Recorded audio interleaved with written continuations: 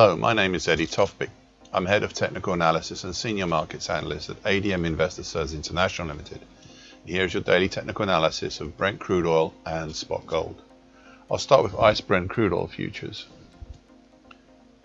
After 2 days of treading water with two similar indecisive spinning top patterns, yes, they gave us an interesting move. A bullish engulfing pattern that punched up and closed over the neckline of the old October to November 2021 head and shoulders top, currently at 93.89, as well as the entwined slowly declining short medium moving average, currently 93.33. The market rose up to reach one of the key overhead resistances, the first of two upper bear channel lines of the late July to date downtrend, currently at 95.68. Interestingly, the base of the action was once again the lesser Fibonacci line at 92.07.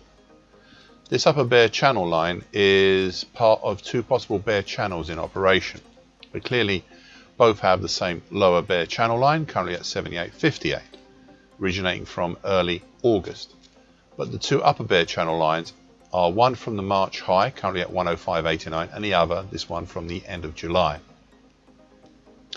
I previously indicated they could be either one, but was minded to look at the more recent end of July to date one as possibly having more relevance. We should now see if this is true or will be true. Beyond this trend line, we have the early October high at 98.75, but I suspect the declining medium moving average, currently 99.44, is a more suitable dynamic resistance. So far today, a small move higher, but not even as yet really exceeding yesterday's high before a dip back below the breached upper bear channel line, and now and then another move back up again.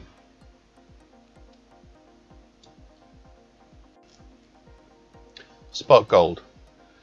A second bullish white soldier yesterday as the market explores the top side, piercing the broken upper time, currently in 1666.40 of the early March to mid-April bearish shift pitchfork.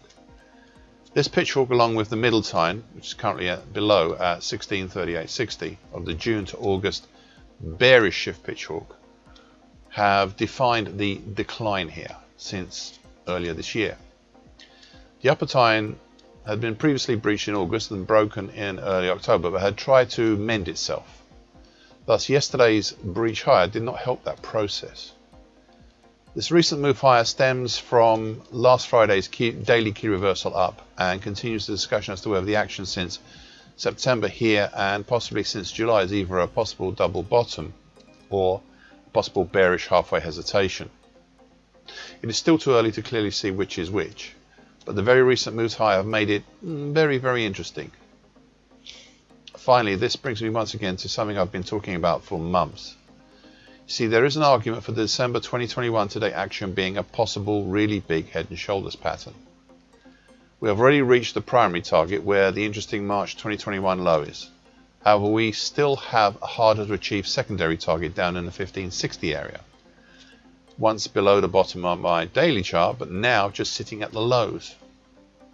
Now you may be wondering, those seem a little small to be targets for this size of move down. Well, I can explain that. You see, I used the April high at 1998 in my calculation rather than the more extreme March high at 2070.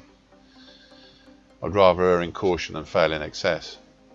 So far today, well, a lower open, a smaller breach topside, but the market has pulled back down below the upper time. I suspect that in part this may be due to the next series of real resistances we have overhead. The March 2021 low at 1675 3/4 and the August 2021 low at 1684.5. Decision will be needed soon on whether to have a possible double bottom or possible bearish halfway hesitation here though.